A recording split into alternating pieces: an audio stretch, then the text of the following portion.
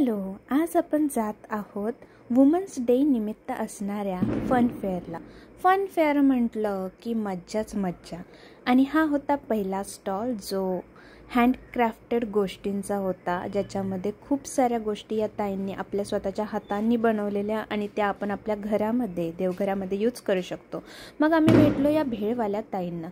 काय स्किल होतं त्या ताईंचं, मी तर बघूनच थक्क झाले. त्यांच्या सर्व वस्तू ह्या एकदम फ्रेश होत्या, हायजीन होतं आणि how to deal with customer हे मी त्यांच्याकडून शिकले आणि त्यांच्याशी आम्ही संवादसुद्धा साधला. तो संवाद तुम्ही आता ऐका. तुमचं नाव काय सांगा? रेणुका डोके. छान वाटलं तुम्हाला भेटून. या आहेत माझ्या मैत्रिणी रुई, सई, साक्षी, सानू आणि आदिती. आम्ही भेळ खाल्ली, खूप छान होती भेळ. मग आम्ही बघितली कुरकुरीत कांदा भजी. या मावशी देत होत्या. वा, कांदा भजी म्हटलं की मला दोन गोष्टींची आठवण आली. एक म्हणजे पावसाळा आणि दुसरं म्हणजे सिंहगड. सिंहगडला तुम्ही कधी गेलेत का? नक्की कमेंट करा आणि नसेल गेलं तर नक्की जा.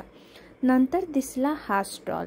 खरंच कला हे माणसाला एक स्वतःचं अस्तित्व देतं हे यावरून मला कळालं.